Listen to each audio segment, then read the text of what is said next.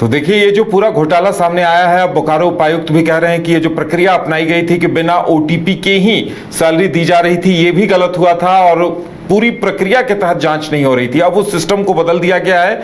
लेकिन इतना बड़ा घोटाला हुआ है कि पुलिस एसोसिएशन का भी कहना था कि जब तक किसी बड़े अधिकारी का संरक्षण ना हो, एक सिंडिकेट पूरी तरह से संलिप्त ना हो, इतने बड़े घोटाले को अंजाम नहीं दिया जा सकता है।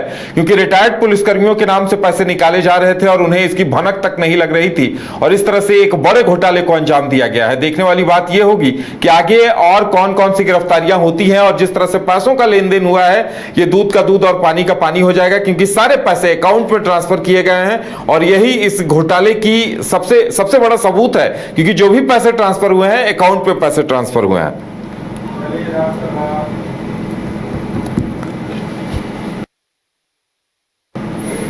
अब बात करेंगे राज्यसभा चुनाव की। झारखंड में जल्द ही राज्यसभा चुनाव होने हैं। 2 सीटों के लिए राज्यसभा चुनाव होने। एक दिशोम गुरु शिबू सोरेन के निधन से एक सीट खाली हुई है, और एक दूसरी सीट भी दीपक प्रकाश का समय पूरा हो रहा है, इस वजह से खाली हो रही है। और अब 2 सीटों को लेकर यहां चुनाव होने हैं, जिसमें एक सीट पर जेएमएम खुद सक्षम है। जेएमएम की तरफ से किसे प्रत्याशी चुना जाएगा, इस पर अभी पत्ते नहीं खोले गए हैं कि गुरुजी की विरासत किसे सौंपी जाएगी। वहीं दूसरी सीट को लेकर अभी तक बीजेपी ने भी अपनी तरफ से कहा है कि हम भी प्रत्याशी उतारेंगे।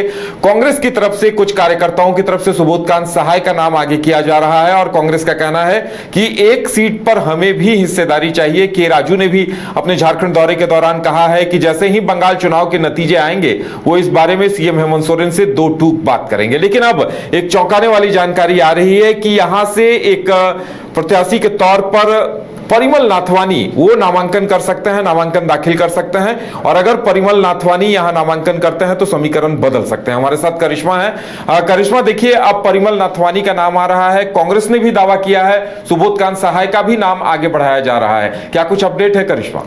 जी देखिए, राज्य में अब राज्यसभा के चुनाव को लेकर हम कह सकते हैं सरगर्मी तेज हो गई है। विपक्ष और सत्ता पक्ष की तरफ से तमाम मंथन को लेकर कहीं ना कहीं आपने देखा कि कई मर्तबा बैठक भी हुई है, और कहा जा रहा है कि संभावित कैंडिडेट का नाम जो है वो इस मंथन में, इस चर्चा में लिया जा रहा है, और कहा जा रहा है कि बहुत जल्द सत्ता पक्ष और विपक्ष की तरफ से नाम की घोषणा हो जाएगी। लेकिन इस बीच कहा जा रहा है कि उद्योगपति सह जो पूर्व राज्यसभा सांसद रह चुके हैं परिमल नाथवानी, उनका नाम जो है वो सामने आ रहा है। यानी कि राजनीतिक गलियारों में उनका नाम जो है वो लगातार चर्चाओं का विषय बना हुआ है, और ये कहा जा रहा है कि वो यहां से निर्दलीय चुनाव लड़ सकते हैं। हालांकि देखिए, ये सिर्फ चर्चाएं हैं, लेकिन हम अपने दर्शकों को ये भी बता दें कि 2 सीटें जो है वो खाली हुई है। एक दिशुम गुरु शिबू सोरेन के निधन के बाद एक राज्यसभा की सीटें जो है वो खाली हुई है, और दूसरा जो है जून महीने में दीपक प्रकाश की सीट जो है वो खाली होगी। और यही वजह है कि सत्ता पक्ष और विपक्ष की तरफ से लगातार संभावित कैंडिडेट के को लेकर मंथन जो है वो जारी है। और ऐसे में कहा जा रहा है कि बहुत जल्द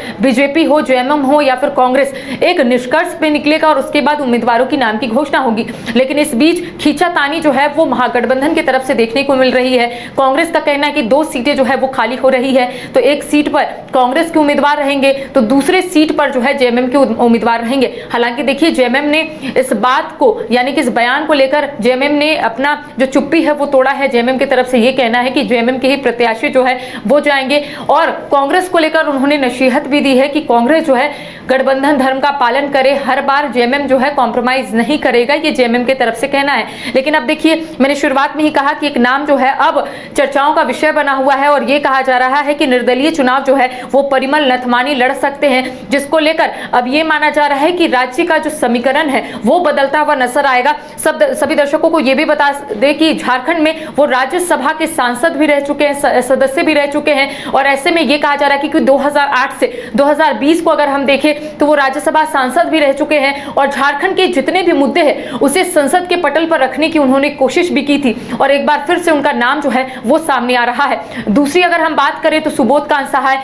जो केंद्र में मंत्री भी रह चुके हैं और कांग्रेस के वरिष्ठ नेता है, उनका नाम भी सामने आ रहा है कि कांग्रेस की तरफ से उन्हें भी राज्यसभा भेजा जा सकता है। हालांकि देखिए, अभी मंथन जारी है, और कुछ दिनों के बाद चीजें जो है वो स्पष्ट होगी कि क्या कांग्रेस के उम्मीदवार जाएंगे, क्या जेएमएम के उम्मीदवार जाएंगे। लेकिन अब इन सभी के बीच एक नाम जो है वो लगातार आ रहा है, और ये कहा जा रहा है कि अब ये भी जो है निर्दलीय चुनाव लड़ेंगे परिमल नाथवानी। साथ ही साथ अब देखिए, कांग्रेस की तरफ से हाल ही के दिनों में मैंने बयान लिया था, तो कांग्रेस का कहना है कि महागठबंधन धर्म का पालन जो है वो जेएमएम और कांग्रेस दोनों ही करेगा। दोनों एक एक प्रत्याशी जो है वो वहां भेजेगा, यानी कि राज्यसभा भेजेगा। लेकिन देखिए, अब ये कहा जा रहा है कि अब विचार विमर्श जो है वो किया जाएगा कि आखिर कौन जो है इस बार राज्यसभा जाता है। लेकिन इस बीच उद्योगपति का नाम जो है लगातार सामने आ रहा है। क्या ये सिर्फ चर्चाएं होंगी? क्या आने वाले समय में इसको लेकर भी कोई चीजें जो है वो स्पष्ट होगी? क्या ये सिर्फ एक अफवाह है? तमाम चीजों का, तमाम सवालों का जवाब जो है कुछ दिनों के बाद मिलेगा,